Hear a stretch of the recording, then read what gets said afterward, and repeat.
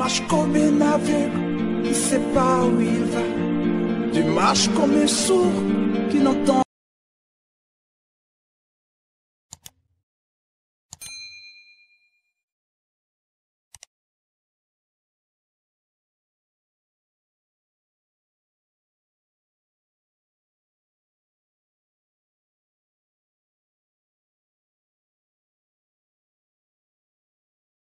Oui. Par rapport à toutes les offrandes lévitiques.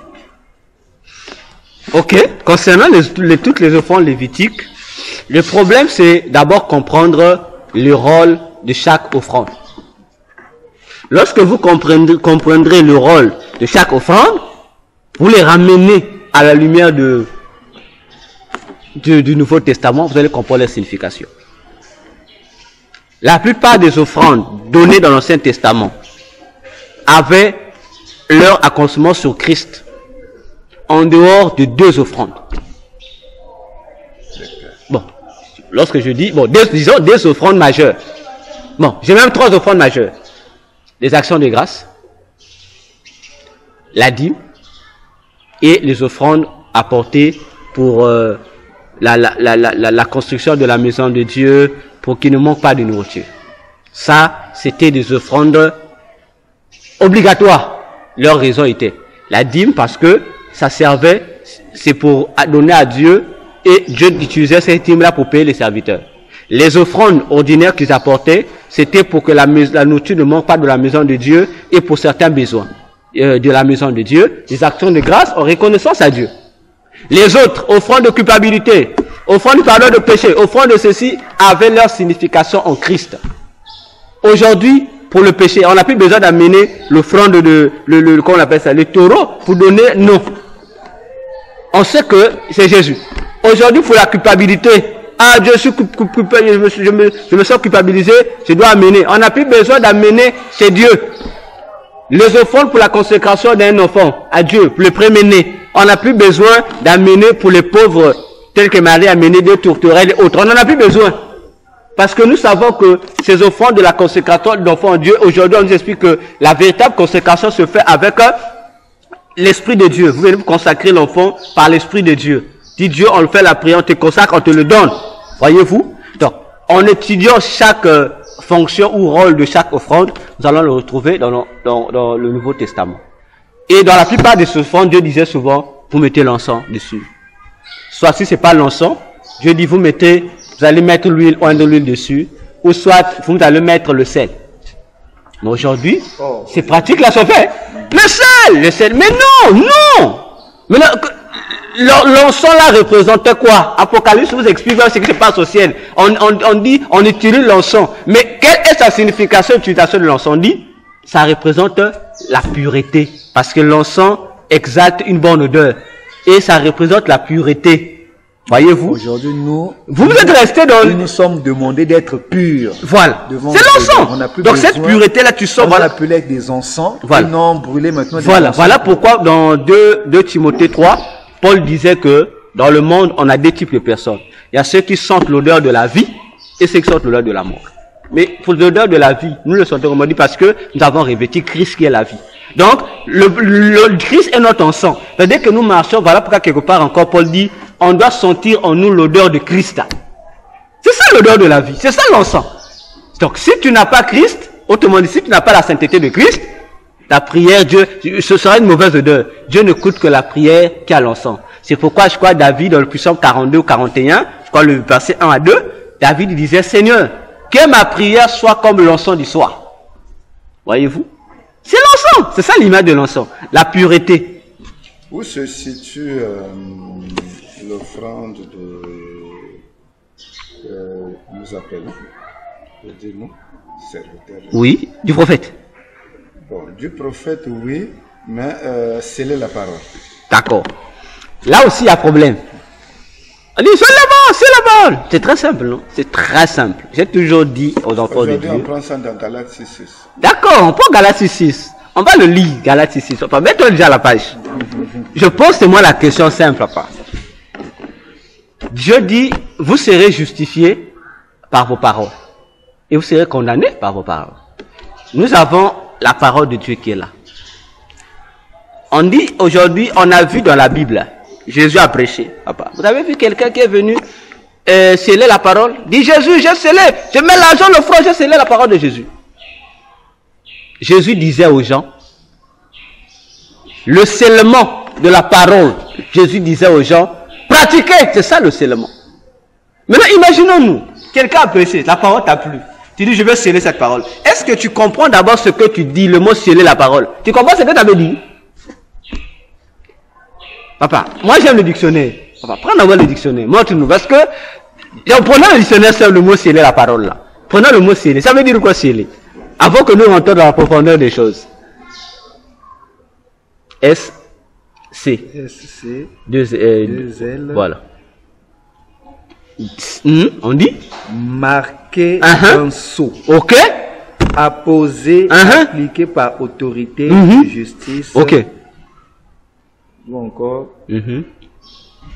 Fixer l'extrémité d'une pièce. C'est bon. En un mot, lorsqu'on scelle quelque chose, ça veut dire que... Confirmer, voilà, affermir. Tu viens montrer que tu es d'accord avec ça, n'est-ce pas? Mais en ce qui concerne la parole de Dieu, pour montrer que tu es d'accord avec, il faut faire quoi? Il faut appliquer. Pratiquer. Donc l'offrande que tu apporteras, non, je viens donner l'offrande là pour sceller, c'est zéro. Tant que tu n'appliques pas cette parole, c'est zéro. Voilà pourquoi on a fait le signe doctrine. Oh, il faut sceller la parole. Séminaire fini, il faut sceller le séminaire. Mais pourquoi que je vais sceller le séminaire, papa Galbas? Ceci, il faut sceller ça. Non, voilà pourquoi on dit, les serviteurs de Dieu aujourd'hui nous amènent dans des bévues. Ce qu'on a dit, dans des dérives spirituelles pour rien. Parce que on ramasse des choses, sans les examiner, on commence à les imposer à l'église, ça devient une coutume et les gens trouvent ça normal. Non. Non. Mais au cas où, comme au temps des Juifs, qui avaient lu dans l'Ancien Testament, et qui l'appliquent aux apôtres, c'est-à-dire toucher. Voilà. Mais au cas où celui qui a lu ça dans la Bible, comme des offrandes, il vient pour, je ne sais pas quel cas, à quel cas, demander une prière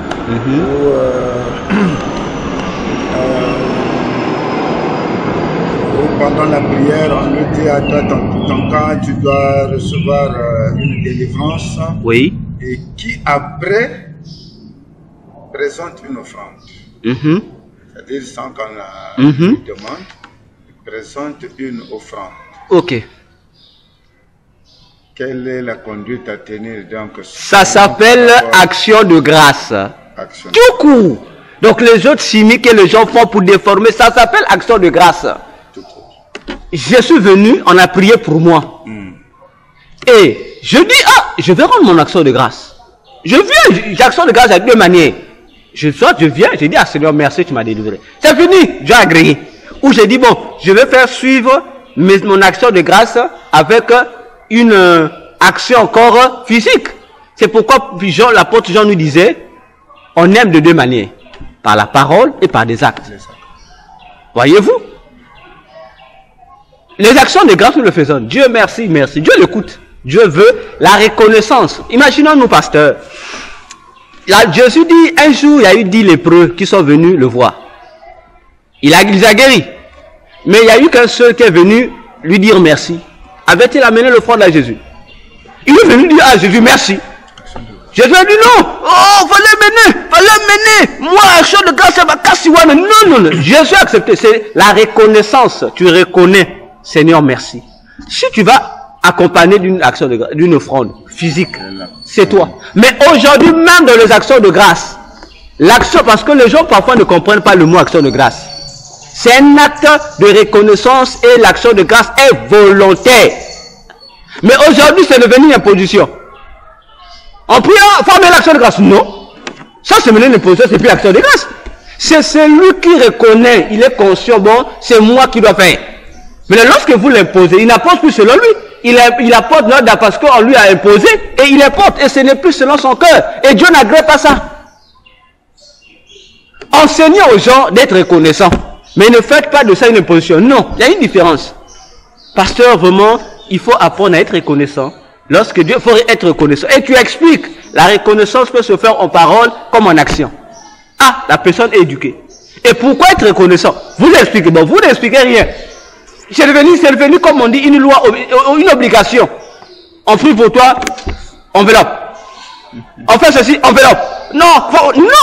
Non. Ça, c'est ce qu'on appelle l'escroquerie et c'est le vol.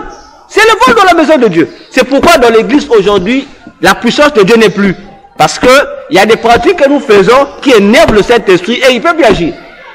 Parce que les gens, fais ceci, offrande. Fais ceci, offrande. Et tout est maintenant résumé, offrande. Non. Je suis conscient. Et même dans les offrandes, il y a même 2 erreurs qui sont quand même faites. Regardez. Je viens, le pasteur Nestor a prié pour moi. N'est-ce pas? Le pasteur Nestor me dit déjà, l'offrande de l'homme de Dieu. Ah. Mais on pose la question. Lorsque l'homme de Dieu prie pour moi, à qui dois-je donner mon action de grâce? N'est-ce pas à Dieu? À Dieu. Bon, maintenant, l'homme de Dieu se prend maintenant la place, c'est à lui que je dois le saluer. Non. Quand on dit mauvais enseignement, mauvaise transmission.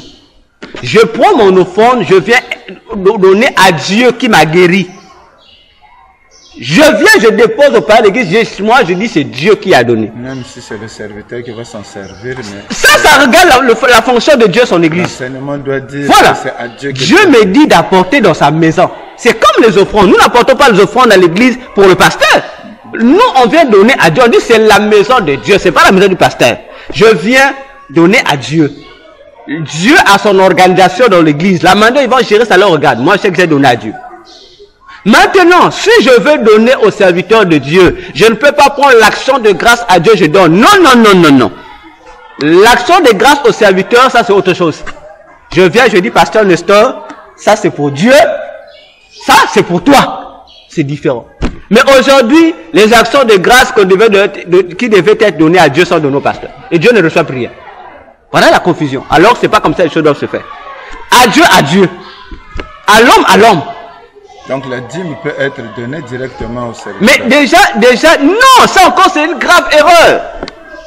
La dîme, d'abord la dîme c'est quoi? On dit toutes les dîmes appartiennent à Dieu. Nulle part dans la Bible Dieu a dit que la dîme appartient à un serviteur. Non. Dieu dit toutes les dîmes qui lui sont apportées appartiennent, c'est à Dieu. Ok? On peut le lire dans Nombre 18. Dieu explicite ça. Entre parenthèses. Oui. Là, en ce moment-là, l'homme de Dieu est un serviteur. Ça veut dire un service. Voilà. Un service gratuit. Il reçoit le service. Voilà. Donc il sert Dieu. Comme on dit, qu'est-ce qu'on a dit là? Aide. Voilà. Bénévolat. Mais tout ce qui arrive là, c'est pour Dieu. C'est pour Dieu. C'est pour Dieu. Et Dieu lui-même décidera si voilà, ça c'est Dieu. Ok. Donc, dans Nombre 18, je crois à partir du verset 30, on va Dieu expliquer ça. Je préfère ça qu'on lise. Pour Nombre 18. Dieu a tout expliqué là-bas. Bon. Nombre 18. Tout est bien expliqué là. Voilà. Nombre 18, je prends à partir de... Je commence à partir du verset 20. Verset 20, Nombre 18, partie verset 20 jusqu'au verset 32. Dieu dit, l'Éternel dit à Aaron, tu ne posséderas rien de leur pays, et il n'y aura point de part pour toi au milieu d'eux.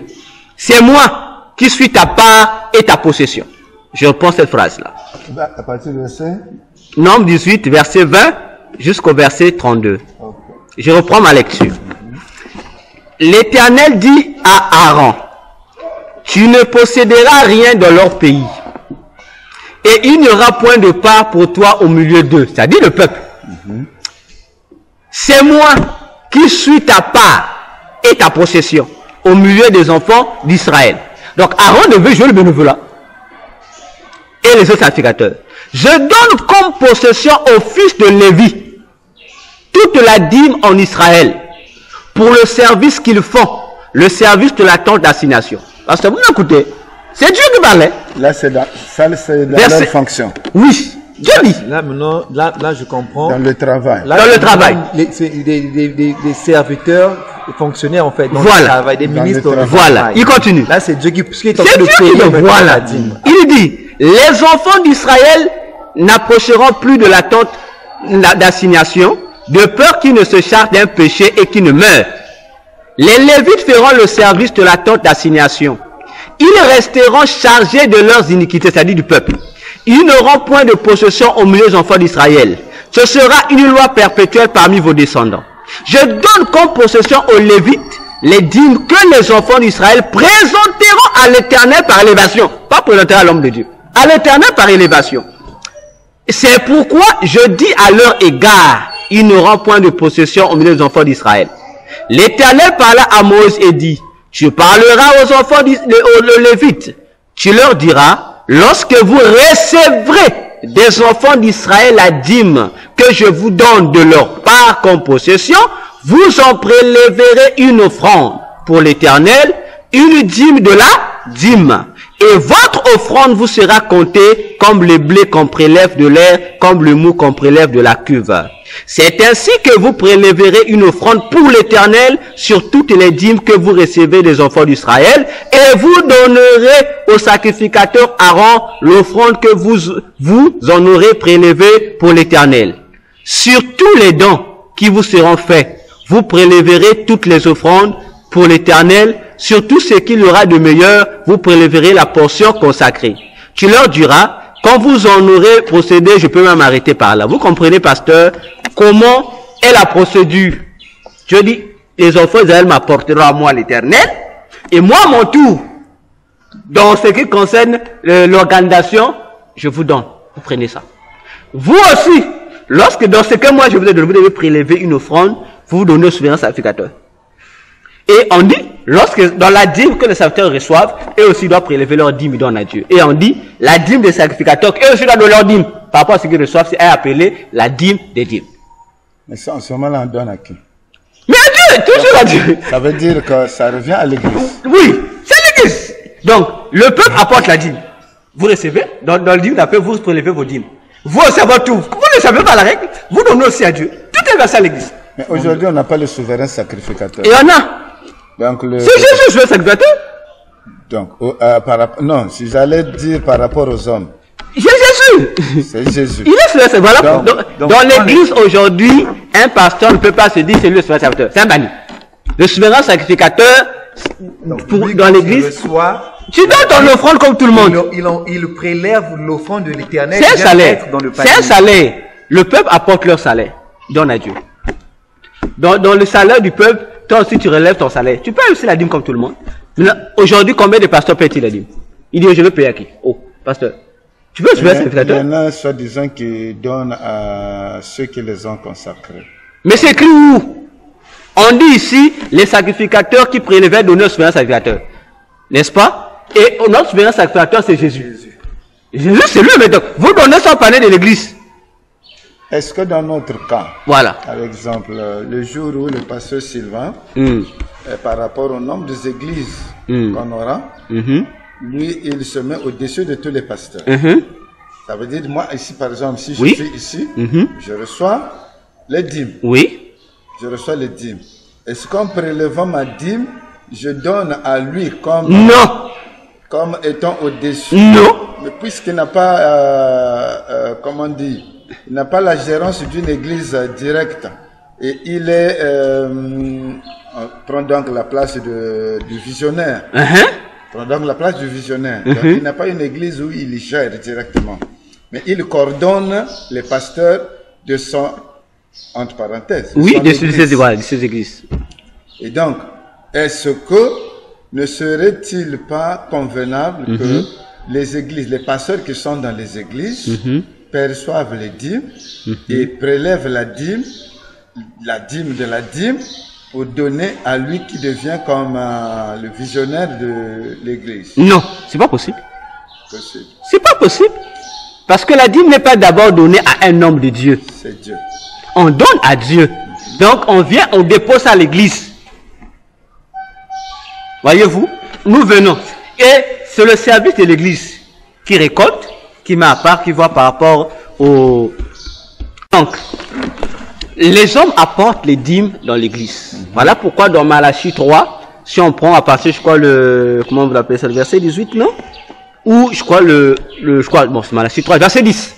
Dieu dit, apportez les offrandes et les dîmes dans la maison du trésor. Il ne dit pas apporter ça chez un homme de Dieu. Il dit dans la maison du trésor.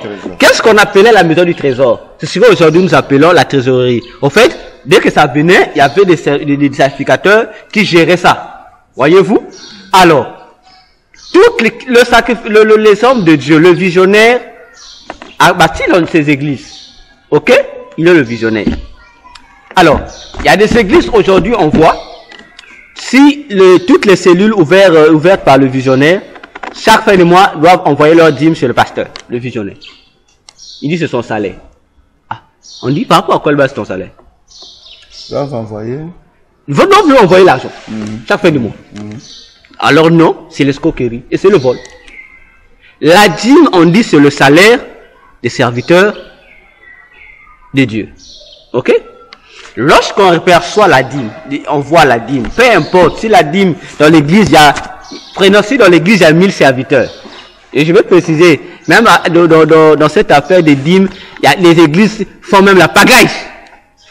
Il y a de ceux qu'on ne donne pas ça, et ceux qu'on donne ça. On a réservé la dîme aujourd'hui aux 5 ministères. C'est écrit où dans la Bible?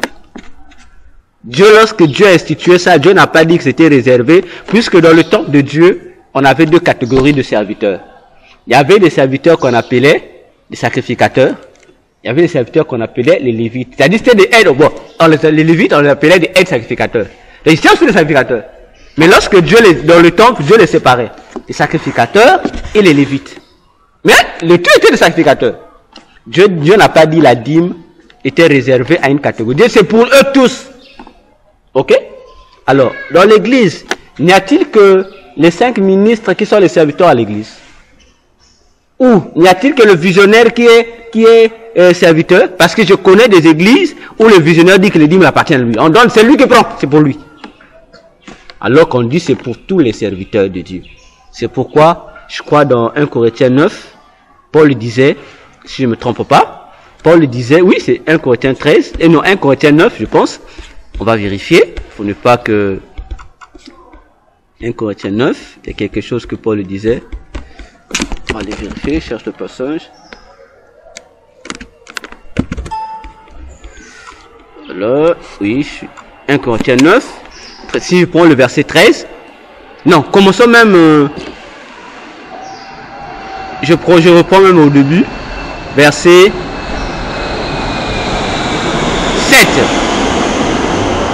À partir du verset 7. 1 Corinthiens 9, à partir du verset 7. Et je combats. Bien aimé, tu peux lire. Jusqu'à ce que je te dirai de t'arrêter. 1 Corinthiens 9. Prenons les versets du verset 7. On va descendre. Il y a un endroit où je te dis d'arrêter. Voilà. 1 Corinthiens 9. Bon, tu t'arrêtes jusqu'au verset 17. Qui jamais fait le service militaire à ses propres frais? Ok. D'abord, la question qu'il faut poser. Tu as déjà vu un militaire va faire l'œuvre de l'armée avec ses propres frais? Non. Les frais du militaire sont décaissés par le département ou leur service. Qu'on appelle les frais de mission. Vas-y. Qui est-ce qui plante une vigne et ne mange pas le fruit? Qui est-ce qui fait paître un troupeau et ne se nourrit pas du lait du troupeau? Ces choses que je dis n'existent telles que dans les usages des hommes. Après il dit, la loi ne dit-elle pas aussi? On s'arrête d'abord là. Pasteur, vous êtes convaincu avec Paul? Il ramène des choses claires. Il dit, c'est lui qui fait paître le troupeau.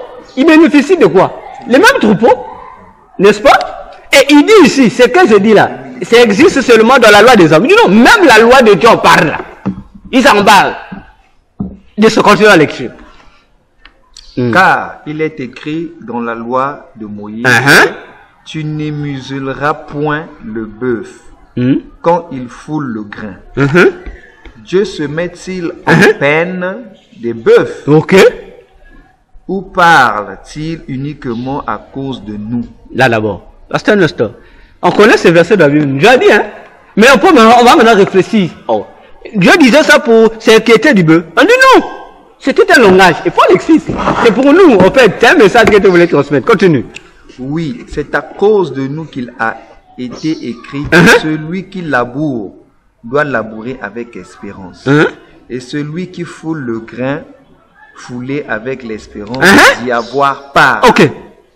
Si nous avons semé parmi vous les biens spirituels, est-ce une grosse affaire si nous moissonnons vos biens temporels? Si d'autres jouissent de ce droit sur vous, n'est-ce pas plutôt à nous d'en jouir? Mais nous n'avons point usé de ce droit. Au contraire, nous offrons tout afin nous souffrons tout afin de ne pas créer d'obstacles à l'évangile de Christ. Verset 13, là c'est important. Ne savez-vous pas que ceux qui remplissent les fonctions sacrées sont nourris par le temple, que ceux qui servent à l'autel en part à l'autel. De même aussi le Seigneur a ordonné à ceux qui annoncent l'évangile de vivre de l'évangile. On s'arrête là. Pasteur, vous voyez que Paul, il va dans la démarche de Paul éclairée. Il dit, ceux qui travaillent dans le temple doivent être nourris par le temple. Lorsqu'on dit être nourri ici dans le temple, on parle de quoi? De votre revenu, votre salaire. Donc, la dîme concerne tout celui qu'on appelle serviteur ou servante dans l'église. Le visionnaire est serviteur. Les ministres sont des serviteurs. Les bien-aimés qui balaient l'église sont des serviteurs. Les chantres sont des serviteurs. Les intercesseurs, le fait seulement que vous donnez un poste à quelqu'un ou que vous créez un département, ce sont des serviteurs que vous allez réunir. Ça veut dire que tous ces serviteurs-là ont droit à la dîme. Donc, voilà pourquoi on dit, c'est que les hommes de Dieu font. Je vais là, parce que la dîme est là, parce que le peut mettre sa poche. Non, tu as une infraction. Quelle infraction? C'est comme si tu travaillais dans le trésor du public, les taxes sont payées, ça rentre, toi tu mets dans ta poche. Non, c'est pas pour toi. On dépose, toi tu dois administrer, pour payer, il y a des fonctionnaires, des taxes, il faut payer avec. Et c'est ce qui fait que nous entendons des détournements de fonds, que les retraités puissent pleurer, que les fonctionnaires puissent pleurer, on ne nous a pas payé, alors que les taxes ont été payées. Mais où est parti l'argent? Parce qu'un individu s'est dit, c'est mon argent, c'est mon église, c'est mon nom. Ne confondons pas les offrandes. Ce ne sont pas des offrandes d'action de grâce qu'on apporte aux visionnaires, comme vous avez dit tout à l'heure.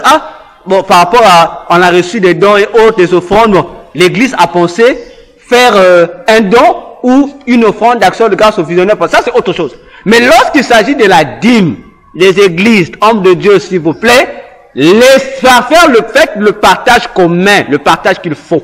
Même si c'est 100 francs, 100 francs. Si c'est ça, papa, dans le mariage, nous faisons quoi? L'argent du mariage, si la dot a été 500 000, une fois que le côté partenaire prend sa part, matériel prend sa part. Le côté partenaire, il faut quoi? Il partage cette somme-là avec tous les membres de la famille. Si c'est lui qui reçoit 50, reçoit 50, on fait le partage. L'essentiel, c'est que chacun de nous a eu sa part. Voilà pourquoi aujourd'hui, par cette erreur, et donc c'est pas une erreur, c'est exprès, lorsque les serviteurs travaillent à l'église, on leur dit quoi? Non, c'est pas moi qui va vous payer, c'est Dieu. Mais Dieu paye comment? Travailler et la foi, c'est Dieu qui va vous payer. Non, vous trompez le peuple. Parce que nous trompons le peuple. Les dîmes rentrent. Payez-les avec les dîmes. Voilà, payez-les avec les dîmes. On dit non, Dieu va vous bénir. Non. Son droit est là. Paul dit que c'est un droit. Le temple doit le nourrir. Si déjà les dîmes rentrent, si c'est une personne qui a donné la dîme, divisez ça selon le nombre de serviteurs. Vous expliquez, ça c'est la dîme qui est rentrée. Il y a eu, par rapport, en étant, on a divisé, ça va donner temps. Vous donnez. Ça fait 10 000 alors. Si c'est 10 000, si vous êtes 30, vous divisez ça. Si c'est quelque chose, c'est pas 25, c'est ton salaire. Si je prends par exemple sur la communauté ACK, voilà. Mukuna Akin, qui est le visionnaire, quand les dîmes entrent dans toutes les églises, donc pour la bonne administration, c'est diviser ces dîmes par le nombre des serviteurs, y compris lui-même Mukuna, qui est compté parmi les serviteurs. Mais il ne prend pas la place du serviteur supérieur qui doit percevoir. Mais non, lui-même il fait l'inverse, Mukuna. Lui, on lui amène, c'est pour lui. C'est ce que je dis. Il ne fait pas le partage. On doit voilà, vous devez, tel que là, le pasteur Nestor gère sa cellule, non? Les dîmes qui sont rentrées sont pour le pasteur Nestor et pour ceux qui travaillent dans son église. Ok? Est-ce que nous nous comprenons? Non. Par exemple, oui, ça c'est le pasteur Nestor. Le pasteur Hervé aussi à Monkamba. Lui aussi, il gère la mission de son église. Par rapport au visionnaire, la réponse a été donnée ici. Ok? Paul est précis. J'aime Paul parce qu'il était précis. Il dit, ceux qui travaillent dans le temple sont nourris par le temple. Le pasteur Nestor, qui est, il travaille où? Au temple. Il a ses ouvriers, non? Il est, comme on dit, le directeur d'une société. Bon, ce qui rentre là, c'est pour le pasteur Nestor et ses collaborateurs du service. Le visionnaire, il ne travaille pas dans une église. Il travaille dans la même église. Voilà, s'il est dans la même église, lorsqu'on va faire le partage, on lui donne sa part. Il ne va pas aller voir l'autre pasteur là-bas. Non, pasteur, comme si au final, il faut m'envoyer ma part. Tu n'as pas de part là-bas, tu ne travailles pas là-bas. Non, tu n'as pas de part là-bas. Ta part en toi, on peut t'envoyer. Si l'église se décide, ah bon, c'est moi si vraiment. Parce que lui, il est présent, il fait son œuvre évangélique dans toutes ces églises. Non. C'est-à-dire qu'il n'est pas basé quelque part. Non, il y a une différence. C'est que nous disons, non. Il y a une différence d'abord. Ça, c'est ce que nous appelons être migratoire. Ok? Il y a des visionnaires ici, il est visionnaire. Il a ouvert plusieurs cellules, mais il a une église de base où il est. Il sera rémunéré pour sa dîme par rapport à l'église où il travaille. Or, il y a des visionnaires comme Paul. Il n'avait pas une église précise sur rester. Donc, il était missionnaire. Il bâtit là-bas, il peut rester à un moment donné, il va encore bâtir. À ce moment-là, qu'est-ce que vous faites? À ce moment-là, où vas-tu trouver son argent? Si pendant qu'il est dans cette église-là, les mois-là, il prend son salaire. Mais s'il est dans l'évangélisation comme tel, Paul dit ici, il a été ordonné à ceux qui annoncent l'évangile de faire quoi? Donc, pendant que tu prêches là, le prêche là, ce qui rentre là, les offrandes qui rentrent là, tu enlèves la part de Dieu et les restes, tu prends, ça te permet de faire. C'est pourquoi tu vas remarquer, je crois, dans Matthieu 10, lorsque Jésus envoie pour la première fois les disciples à la prédication, il est évangélisé de maison en maison. Jésus leur dit quoi? Il dit, mangez ce qu'on va vous donner, buvez. Après, à la fin, il dit quoi? L'ouvrier mérite ça. Qu'est-ce que c'est? Il dit salaire. Parce que vous évangélisez, vous n'allez pas planter. Dès que tu rentres, chez pasteur Nestor, je fais mon œuvre. Pasteur Nestor, l'homme de Dieu va vraiment le transformer là, ça. C'est ton salaire. C'est comme ça. Il n'y a pas à dire, bon, quand je suis le visionnaire de toutes les églises, fais du moi. Non, tu es escroc. Tu es un escroc spirituel. Tu voles. Mais à ce rythme-là, par rapport à nos églises aujourd'hui, je pense que donc ce n'est pas possible qu'un serviteur de Dieu soit milliardaire ou millionnaire. Mais si, le problème c'est quoi, pasteur? Nous revenons à la définition, les trois définitions données au ministère. Aujourd'hui, qu'est-ce qui fait que les hommes ne soient pas bénis? Nous avons détourné l'œuvre de Dieu. En fait, je comprends, on a juste ôté le ministère étant service et nous avons gardé le ministère travail et fonction. Voilà. Pour amasser de l'argent. Or, c'est ce qu'il faut. Vous remarquez que lorsque vous venez un homme de Dieu aujourd'hui, vous le remarquez, lorsqu'il présente l'œuvre de Dieu qu'il mène, il dit quoi? Mon église. C'est un terme, on peut comprendre. Mais en termes normal, lorsqu'on te demande de présenter l'œuvre que tu dis l'église de Dieu. Bon, déjà tu dis mon église. Et lorsque tu es devant le serviteur, mon église, réunion, mon église. Du coup, ce n'est plus l'église de Dieu, ça devient ton église. Nous utilisons ce langage mon église dans le sens commun, dit à notre église autre. L'église appartient à Dieu. Le chef de l'église, c'est Dieu. Faisons les choses selon ce que Dieu demande. Nous n'aurons pas de problème. Maintenant, lorsque vous voulez vous enrichir derrière Dieu, c'est comme on voit, regardons la plupart des églises milliardaires. Posons seulement la question. Les églises-là, qui sont plus de milliardaires. Regardez les membres de leur église, ça comment? On a une église où le pasteur est milliardaire. Ça veut dire que toute l'église devait être milliardaire. Mais c'est que puis on regarde l'église, il y a même des frères qui sont de côté bizarre. Mais pasteur, c'est ça dire. Comment le truc se fait là? Alors que la dernière fois, on a lu avec vous dans 2 Corinthiens 12, Paul a expliqué entre le père spirituel et le fils spirituel, qui des deux doit se dépenser, rendre l'autre riche? C'est le père. Mais aujourd'hui, c'est l'inverse. C'est le père qui oblige les gens maintenant de les rendre riches. Du coup, il y a eu quoi? Inverse des choses. Donc, le père qui devait être censé préparer l'avenir de l'enfant, dit non, l'enfant, tu dois préparer mon avenir. Il y a un problème. Paul était même allé plus loin quelque part. Il dit, Christ s'est appauvri pour nous rendre riches. C'est ça l'objectif. Jésus dit même, je ne suis pas venu pour être servi, mais pour servir. Mais aujourd'hui, c'est plus, c'est-à-dire l'administration biblique n'est plus là. Donc on commence maintenant à mener, à faire de l'église nos propres entreprises pour en faire autre chose. Et c'est ce qui force donc, c'est devenu, puisque c'est un système qui est devenu corsé. Maintenant, lorsqu'on veut revenir sur le vrai système, ça devient difficile. Voilà le problème. Et il y a même des églises, je connais, il y a des frères avec qui on a partagé, je leur dis, vous êtes en erreur. Ils disent, oh, nous on donne plus la dîme. Nous on donne maintenant la surdîme. Ah, j'ai la surdîme. Oh oui, oh, la dîme c'est toi peut-être dans la surdîme. J'ai dit, vous êtes en erreur. Parce que moi, est-ce que vous ne connaissez pas la signification du mot dîme?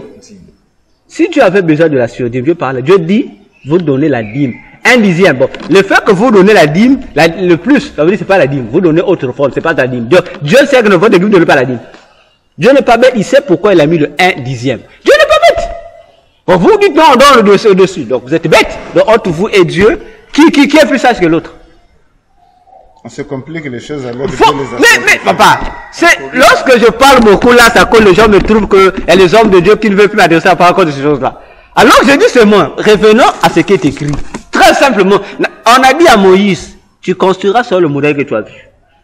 Donc Moïse n'a pas eu le soin, il a fait ce qu'on a montré fait. La Bible est là, on voit comment les apôtres marchaient. Mais pourquoi on veut maintenant inventer des choses qui font contrairement aux apôtres? Pourquoi? Un homme de Dieu là, il mange chez lui bien, il est bien habillé, il a même vécu, il vous trompe. Non, Dieu m'a béni, bénissez-moi. J'ai toujours dit aux gens, arrêtez, la Bible dit, montrez-moi ça dans la Bible où on a dit, bénissez l'homme de Dieu. Montrez ça dans la Bible. Il n'y en a pas? Donc ce verset sort d'où? Et c'est devenu un verset existant mais qui n'existe pas. Elle bénissait, Dieu dit. Quelque part, les hommes de Dieu ne sont plus les travailleurs de Jésus. Ils sont devenus leurs propres patrons. Les travailleurs de l'église. Non! Parce que ils sont devenus leurs propres chefs et les membres de l'église sont devenus leurs travailleurs.